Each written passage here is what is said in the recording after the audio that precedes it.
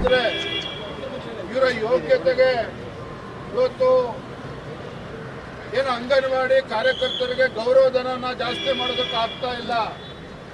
ಮತ್ತೊಂದು ಕಡೆ ಶಿಕ್ಷಕರಿಗೆ ಇವತ್ತು ಗೌರವಧನನ ಜಾಸ್ತಿ ಮಾಡೋದಕ್ಕೆ ಸಾಧ್ಯ ಆಗ್ತಾ ಇಲ್ಲ. ಇವತ್ತು ಎಲ್ಲ ಕಡೆ ದರವನ್ನ ಜಾಸ್ತಿ ಮಾಡೋದು ಒಂದ್ ಕಡೆ ಆದ್ರೆ ಇವತ್ತು ಯಾವ ನಮ್ಮ ನರ್ಸ್ಗಳು ಇವತ್ತು ದಾದಿಯರು ಇವತ್ತು ಕೋವಿಡ್ ಸಂದರ್ಭದಲ್ಲಿ ಇವತ್ತು ಆಶಾ ಕಾರ್ಯಕರ್ತರು ಇವತ್ತು ಸೇವೆಯನ್ನ ಮಾಡಿದ್ರು, ಅವರಿಗೆ ಇವತ್ತು ಗೌರವಧನವನ್ನ ಜಾಸ್ತಿ ಮಾಡಿ ಅಂತೇಳಿ ಇವತ್ತು ಬೀದಿ ಹಿಡಿದು ಪ್ರತಿಭಟನೆ ಮಾಡಿದ್ರೆ ಅವರಿಗೆ ಆಶಾ ಕಾರ್ಯಕರ್ತರಿಗೆ ಗೌರವಧನ ಜಾಸ್ತಿ ಮಾಡತಕ್ಕಂತ ಯೋಗ್ಯತೆ ಕಾಂಗ್ರೆಸ್ ಸರ್ಕಾರಕ್ಕಿಲ್ಲ. ಇವತ್ತು ಬಿಸಿ ಊಟ ಅಡಿಗೆ ಮಾಡತಕ್ಕಂಥವ್ರಿಗೆ ಇವತ್ತು ಗೌರವಧನ ಜಾಸ್ತಿ ಮಾಡೋದಕ್ಕಾಗ್ತಾ ಇಲ್ಲ.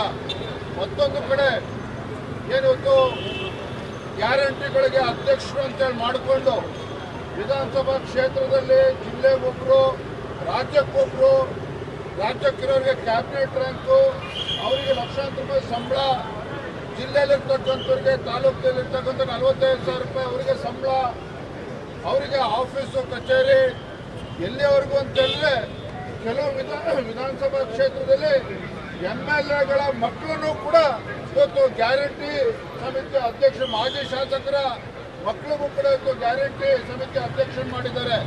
ಒಟ್ಟಾರೆಯಾಗಿ ಈ ರಾಜ್ಯದ ಜನರ ಒಂದು ತೆರಿಗೆ ಹಣ ಏನಿದೆ ಅದನ್ನ ಪೋಲ್ ಮಾಡಿ ಇವತ್ತು ಕಾಂಗ್ರೆಸ್ ಪುಡಾರಿಗಳಿಗೆ ಸಂಬಳ ಕೊಡ್ತಕ್ಕಂಥ ಕೆಲಸವನ್ನು ಕಾಂಗ್ರೆಸ್ ಮಾಡ್ತಾ ಇದೆ, ಈ ಸರ್ಕಾರ ಮಾಡ್ತಾ ಇದೆ. ಇದನ್ನ ಪ್ರತಿಭಟಿಸಿ ಇವತ್ತು ಬಿಜೆಪಿ ಮತ್ತು JDS ಪಕ್ಷ ಹೋರಾಟ ಮಾಡ್ತಾ ಇದ್ದೇವೆ. ಇವತ್ತು ರಾಜ್ಯಪಾಲರನ್ನು ಕೂಡ ನಾವು ಭೇಟಿ ಮಾಡಿ ನಮ್ಮ ಮನವಿಯನ್ನು ಕೂಡ ನಾವು ಸಲ್ಲಿಸಲಿದ್ದೇವೆ.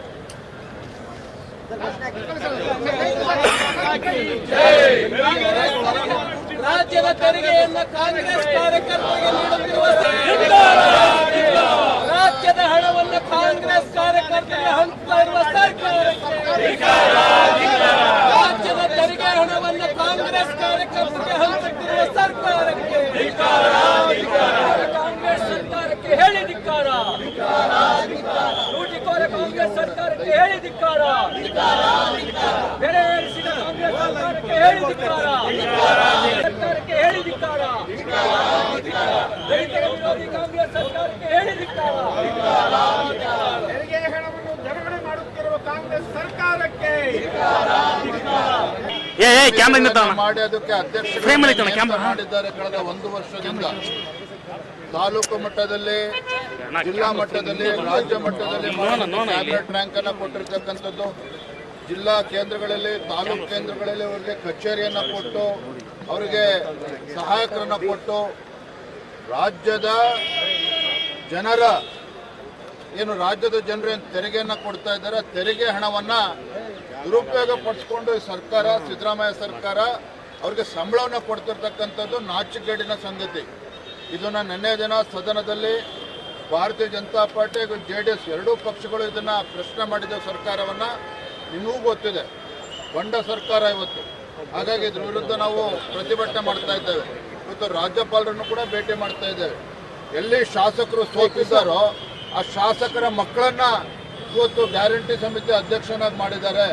ಇವತ್ತು ಅಧಿಕಾರಿಗಳು ಸಭೆ ಕರೀತಾ ಇದ್ದಾರೆ. ಅಂದ್ರೆ ಒಟ್ಟಾರೆಯಾಗಿ ಈ ಸಂವಿಧಾನ ವಿರೋಧಿ ನಡೆ ಏನಿದೆ, ಇವತ್ತು ಹೈಕೋರ್ಟ್ನಲ್ಲೂ ಕೂಡ ಪ್ರಶ್ನೆ ಮಾಡಿದ್ದೇವೆ, ರಾಜ್ಯ ಉಚ್ಚ ನ್ಯಾಯಾಲಯಲ್ಲೂ ಕೂಡ ಇದೆ, ಇದು ಚರ್ಚೆ ಬರ್ತಾ ಇದೆ. ಆದರೂ ಕೂಡ ಈ ಸರ್ಕಾರದ ನಡೆಯ ವಿರುದ್ಧ ನಾವು ಪ್ರತಿಭಟನೆ ಮಾಡಿ ಇವತ್ತು ರಾಜ್ಯಪಾಲರನ್ನು ಕೂಡ ಭೇಟಿ ಮಾಡಿ ನಾವು ಮೆಮೊರಂಡಮ್ ಕೂಡ ಕೊಡ್ತೇವೆ.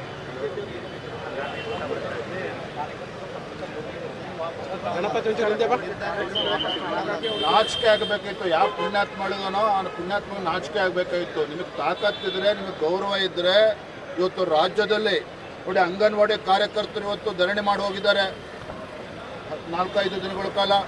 ಇವತ್ತು ದಾದಿಯವರು ಇವತ್ತು ಪ್ರೊಟೆಸ್ಟ್ ಮಾಡಿದ್ದಾರೆ. ಒಂದು 4-5 ದಿನಗಳ ಕಾಲ ಬೆಂಗಳೂರಿನಲ್ಲಿದ್ದು ನರ್ಸಸ್ಗಳು, ಆಶಾ ಕಾರ್ಯಕರ್ತರು, ಯಾವ ಆಶಾ ಕಾರ್ಯಕರ್ತರು ಹಳ್ಳಿಯಲ್ಲೂ ಕೂಡ ಕೋವಿಡ್ ಸಂದರ್ಭದಲ್ಲಿ ಸೇವೆಯನ್ನು ಮಾಡಿದ್ದಾರೆ, ತಮ್ಮ ಪ್ರಾಣವನ್ನು ಕೂಡ ಲೆಕ್ಕಿಸದ ಸೇವೆ ಮಾಡಿದ್ದಾರೆ. ಅವರ ಗೌರವಧನವನ್ನು ಕೂಡ ಜಾಸ್ತಿ ಮಾಡೋದಕ್ಕೆ ಮೀನಾಮೇಷ ಸರ್ಕಾರ ನೋಡ್ತಾ ಇದೆ. ಇವತ್ತು ಅತಿಥಿ ಉಪನ್ಯಾಸಕರು ಬೆಂಗಳೂರಿನಲ್ಲಿ 2-3 ದಿನಗಳ ಕಾಲ ಇವತ್ತು ಸತ್ಯಾಗ್ರಹ ಮಾಡೋಗಿದ್ದಾರೆ. ಅವರ ಅಹವಾಲುಗಳನ್ನು ಕೇಳಿಸ್ಕೊಳ್ತಕ್ಕಂಥ ಸೌಜನ್ಯ ಸರ್ಕಾರಕ್ಕಿಲ್ಲ. ಅವರ ಗೌರವಧನವನ್ನು ಕೂಡ ಜಾಸ್ತಿ ಮಾಡೋದಕ್ಕೆ ಈ ಸರ್ಕಾರ ಇವತ್ತು ಮೀನಾಮೇಷ ನೋಡ್ತಾ ಇದೆ. ಮತ್ತೊಂದು ಕಡೆ ಇವತ್ತು ಎಲ್ಲ ದುಬಾರಿ ಬೆಲೆ ಏರಿಸ್ತಾ ಇರ್ತಕ್ಕಂಥದ್ದು ಪ್ರೈಸ್ ಹೈಕ್. ಮತ್ತೊಂದು ಕಡೆ ಇವ್ರಿಗೆ ಸರ್ಕಾರಿ ನೌಕರಿಗೆ ಸಂಬಳ ಕೊಡೋದಕ್ಕಾಗ್ತಾ ಇಲ್ಲ, ಬೇರೆ ಬೇರೆ ಇಲಾಖೆಗಳು ವಿದ್ಯುತ್ ಬಿಲ್ ಕಟ್ಟೋದಕ್ಕೆ ಸಾಧ್ಯ ಆಗ್ತಾಯಿಲ್ಲ, ಹಣ ಇಲ್ಲ ಅಂತೇಳಿ. ಮತ್ತೊಂದು ಕಡೆ ಗ್ಯಾರಂಟಿ ಅನುಷ್ಠಾನನ ಮಾಡೋದು ಯಾಕೆ ಜಿಲ್ಲಾಧಿಕಾರಿಗಳು ಇಲ್ವಾ? ಹಾಗಾದರೆ ಅಲ್ಲಿ ತಾಲೂಕು ಮಟ್ಟದಲ್ಲಿ ತಹಶೀಲ್ದಾರ್ಗಳಿಲ್ವಾ, ಅಧಿಕಾರಿಗಳಿಲ್ವಾ? ಇವರು ಯಾರು ಚುನಾವಣೆ ಸೋತಿದ್ದಾರೆ ಅಥವಾ ಯಾರು ಮಾಜಿ ಶಾಸಕರು ಮಕ್ಕಳಿದ್ದಾರೆ ಇವ್ರು ಕಾರ್ಯಕರ್ತರು ಬೇಕಾಗಾದ್ರೆ ಅದನ್ನು ಇಂಪ್ಲಿಮೆಂಟೇಷನ್ ಮಾಡೋದಕ್ಕೆ. ಹಾಗಾಗಿ ಇದನ್ನು ವಿರೋಧಿಸಿ ಭಾರತೀಯ ಜನತಾ ಪಾರ್ಟಿ ಹಾಗೂ JDS ಇದನ್ನು ವಿರೋಧಿಸಿ ನಾವು ಪ್ರತಿಭಟನೆ ಮಾಡಿದ್ದೇವೆ.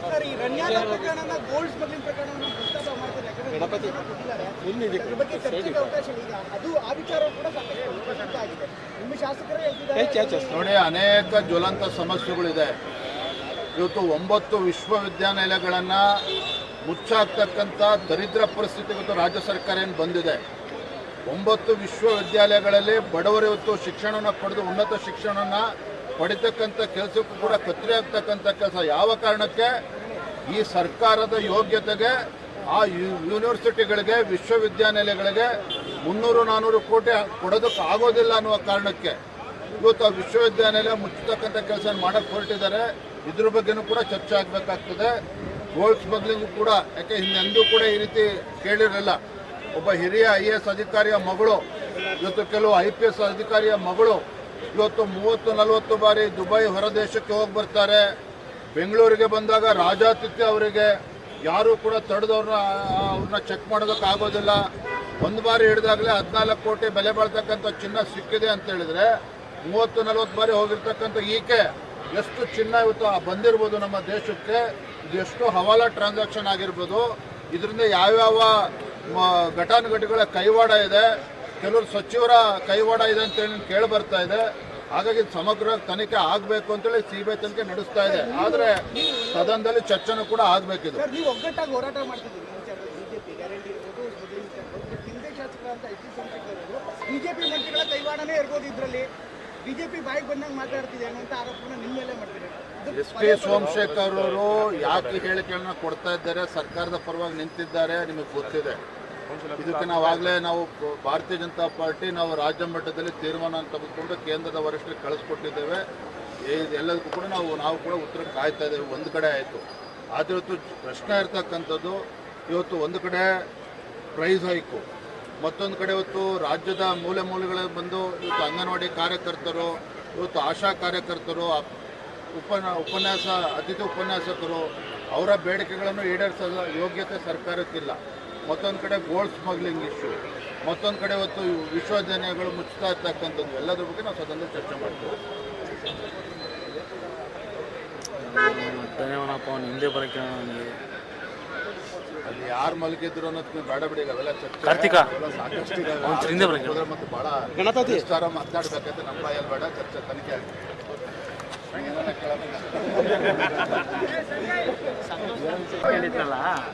ಕೊಡ್ಲೇಬೇಕಲ್ಲ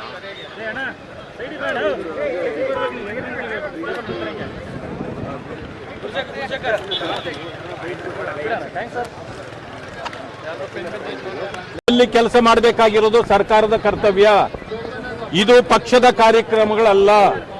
ಆ ಕಾರಣದಿಂದ ಮಾಡೋದೇ ಇಲ್ಲ ಅಂತಂದ್ರೆ ನಾವು ಬಿಡೋದೇ ಇಲ್ಲ. ನೀವು ಯಾವ ಇದರಲ್ಲಿ ಅದನ್ನು ಮಾಡ್ತಿದ್ದೀರಿ? ಅದಕ್ಕೆ ಸಂವಿಧಾನಿಕ ಹುದ್ದೆಗಳಲ್ವಲ್ಲ. ಅದರಿಂದಾಗಿ ಕೈ ಬಿಡಲೇಬೇಕು. ಇಲ್ಲ ಅಂತಂದ್ರೆ ನೀವು ಹಗಲ ದರೋಡೆ ಮಾಡ್ತಾ ಇದ್ದೀರಿ, ಖಜಾನೆಗೆ ಕನ್ನ ಹಾಕಿದ್ದೀರಿ ಕಾಂಗ್ರೆಸ್ ಅನ್ನೋ ಮಾತನ್ನ ನಾವು ಹೇಳಲೇಬೇಕಾಗ್ತದೆ. ಜೊತೆಗೆ ಇವತ್ತು ಹಣ ಇಲ್ಲ, ಪ್ರತಿಯೊಂದು ಕೇಳಿದ್ರು ಹಣ ಇಲ್ಲ, ಹಣ ಇಲ್ಲ, ಹಣ ಇಲ್ಲ ಅಂತ. ಆದ್ರೆ ಕೆಲವರಿಗೆ ಅನೇಕರಿಗೆ ನೀವು ಸಂಬಳ ಕೊಡಕ್ಕಾಗ್ತಾ ಇಲ್ಲ. ಈಗ ಹೋರಾಟಗಳು ಬಹಳಷ್ಟು ನಡೀತಾ ಇದೆ.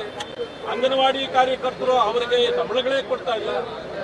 ಇಲ್ಲಿ 9 ಯೂನಿವರ್ಸಿಟಿಗಳನ್ನು ಮುಚ್ಚುತ್ತಾ ಇದ್ದೀನಿ ಅಂತೀರಿ. ಯಾಕೆ ಮುಚ್ಚುತ್ತಾ ಇದ್ದೀರಿ ಅಂದ್ರೆ ಹಣ ಇಲ್ಲ ಅಂತೀರಿ. ಹಣ ಎಲ್ಲಿ ಹೋಗ್ತಾ ಇದೆ? ಇಲ್ಲಿ ರೊಟ್ಟಿ ಮಾಡ್ತಾ ಇದ್ದೀರಿ. ನಾನು ಹೇಳ್ತಕ್ಕಂಥದ್ದು, ಕಾರ್ಯಕರ್ತರನ್ನ ಕಾಪಾಡಲಿಕ್ಕೆ ನಿಮ್ಮ ಪಕ್ಷದಲ್ಲಿ ಹಣ ಇಲ್ಲ ಅಂತಂದ್ರೆ ನೀವು ಈ ರೀತಿ ಖಜಾನೆಗೆ ಕನ್ನ ಹಾಕೋದಲ್ಲ, ಯೂನಿವರ್ಸಿಟಿಗಳನ್ನ ಮುಚ್ಚೋದಲ್ಲ. ಒಂದು ಸಮಯ ಯೂನಿವರ್ಸಿಟಿಗಳನ್ನ ದುಡ್ಡಿಲ್ಲ ಅಂತ ಮುಚ್ಚೋದಾದ್ರೆ ನಾನು ಕೇಳ್ತೇನೆ, ದುಡ್ಡಿಲ್ಲದೆ ಇರ್ತಕ್ಕಂಥ ನಿಮ್ಮ ಪಕ್ಷದ ಕಚೇರಿಯನ್ನೇ ಮುಚ್ಚಿಬಿಡಿ. ಕಾಂಗ್ರೆಸ್ ಕಚೇರಿಯನ್ನು ಮುಚ್ಚಿಬಿಟ್ರೆ ಈ ದೇಶವು ನೆಮ್ಮದಿಯಾಗಿರ್ತದೆ, ರಾಜ್ಯವು ನೆಮ್ಮದಿಯಾಗಿರ್ತದೆ ಅಂತ ಹೇಳಲಿಕ್ಕೆ ಬಯಸ್ತೇನೆ.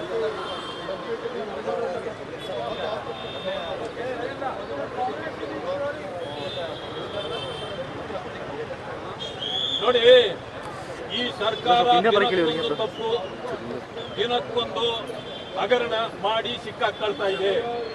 ಆದ್ರೆ ಅದಕ್ಕೆ ಉತ್ತರ ಕೊಡದೆ ವಾಮ ಮಾರ್ಗಗಳಿಂದ ತಪ್ಪಿಸ್ಕೊಳ್ತದೆ. ಅದು ಸತ್ಯಾಸತ್ಯತೆಗಳು ಹೊರಬರಬೇಕು.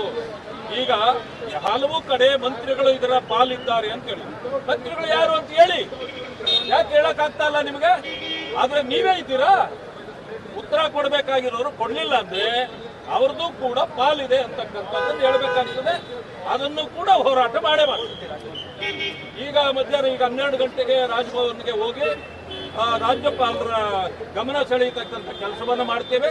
ಇವತ್ತು ನೀವು ಮಾಡ್ತಕ್ಕಂಥ ಈ ದುಂಡಾವರ್ತಿ ಕಥೆಗಳನ್ನ ಅವರ ಬಗ್ಗೆ ಬಿಚ್ಚಿ ಹೇಳಲಿಕ್ಕೆ ಹೋಗ್ತಿದ್ದೇವೆ. ಧನ್ಯವಾದ.